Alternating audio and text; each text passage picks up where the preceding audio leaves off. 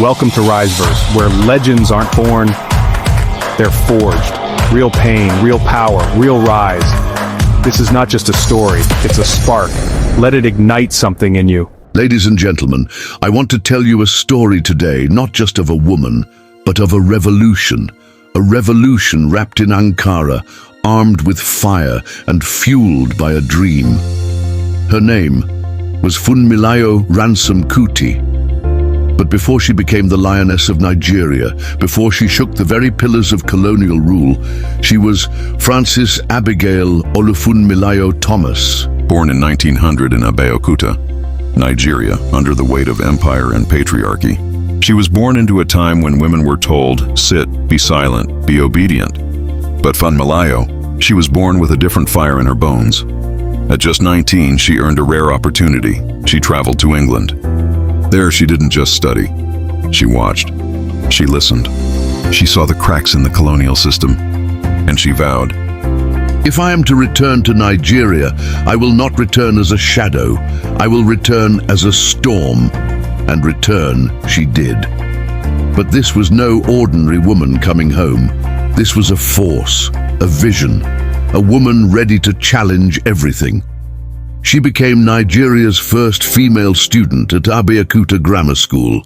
She became a teacher, a mother, a wife, but more importantly, she became a fighter. She looked at a system that forced market women, poor, struggling women, to pay unjust taxes. She looked at British colonial officers who ruled without shame, and she said, no more. This land belongs to us, and our voices will no longer be silent. She organized over 20,000 women into the Abeokuta Women's Union. That's right, 2 decades before most African countries even dreamed of independence. Funmilayo was already building an army of change. They marched, they sang, they protested, they demanded the abolition of unfair taxation and the removal of the Alake of Abeokuta, a traditional ruler who was collaborating with the colonial government. You hear me?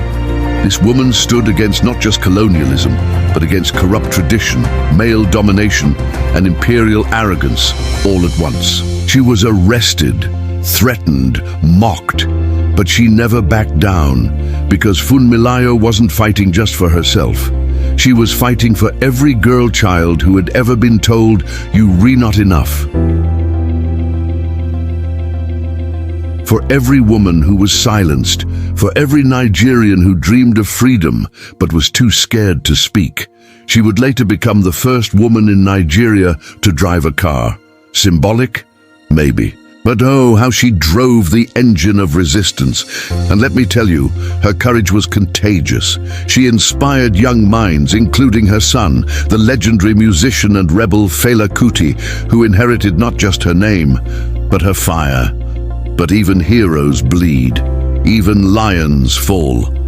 In 1977, her son's home, the Kalakuta Republic, was attacked by Nigerian military forces. They beat Funmilayo, an old woman, and threw her out of a second-story window. She sustained fatal injuries.